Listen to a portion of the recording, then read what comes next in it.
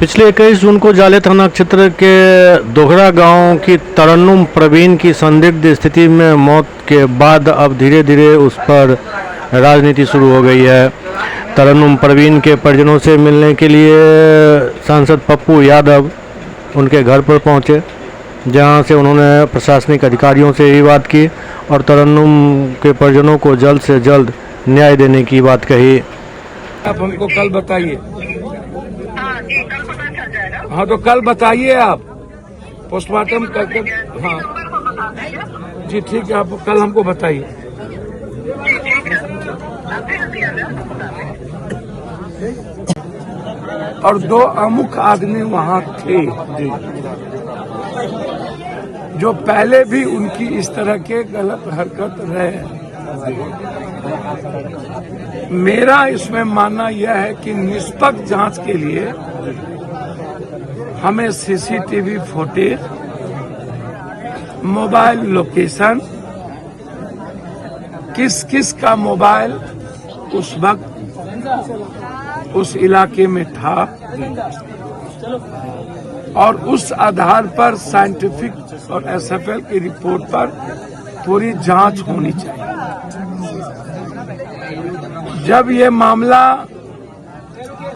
संवेदनशील था तो फिर इनको मजिस्ट्रेट के सामने पोस्टमार्टम करवाना चाहिए या मेडिकल बोर्ड बना करके इसका पोस्टमार्टम कराना चाहिए।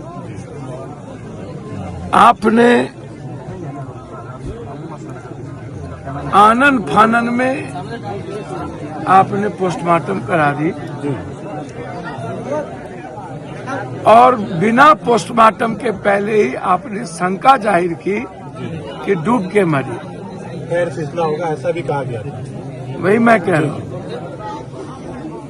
तो ये परिस्थिति संदिग्ध का मामला है और मैं ऐसा चाहता हूं इसको पूरी की पूरी तरीके से जांच हर परिस्थिति में मैं चाहता हूं।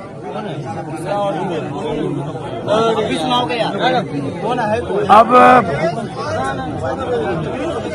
गांव के लोग इसमें निष्पक्ष जांच चाहते हैं। मैं चाहता हूं सरकार इसकी जांच एसआईटी टीम से कराए।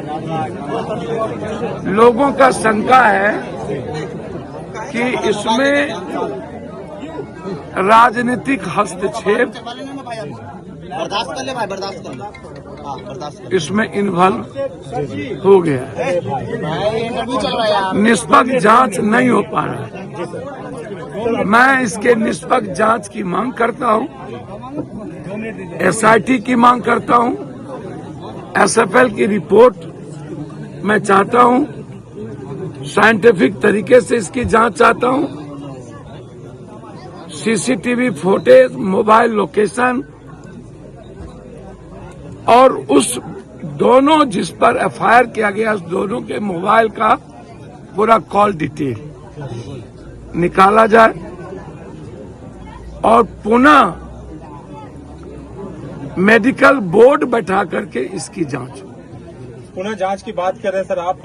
युवाओं ने पूरा का पूरा शासन प्रशासन हिटलर की तरह पूरा बिहार में गाली गलौज और नफरत के अलावा दूसरी कोई राजनीति नहीं हो रही। अभी हम इस बच्ची के न्याय की बात करेंगे। हमारे बच्चों को कुछ भी नहीं होगा। हम पूरी तरीके से अभी मैंने सुप्रीम प्रिंसिपल से बातचीत की है और जरूरत पड़ेगी तो इस परिजन को लेकर के कोर्ट जाएंगे कि मेरी मेडिकल पुनः मेडिकल टीम से कराएंगे।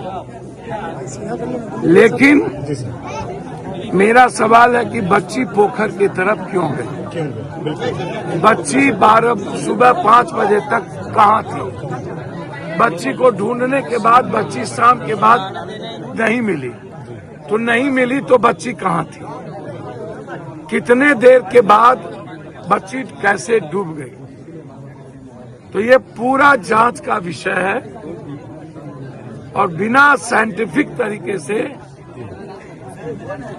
यह घटना को आप डूबने का प्रक्रिया और मामला नहीं बता सकते। ये बिल्कुल गलत है। ऐसा नहीं लगता कि प्रशासन ने बहुत ज्यादा ही जल्दबाजी कर दिया? हाँ, बिल्कुल बिल्कुल प्रशासन ने जल्दीबाजी की है और मेरा मानना है इसमें कहीं न कहीं पॉलिटिकल बू आता है बिल्कुल।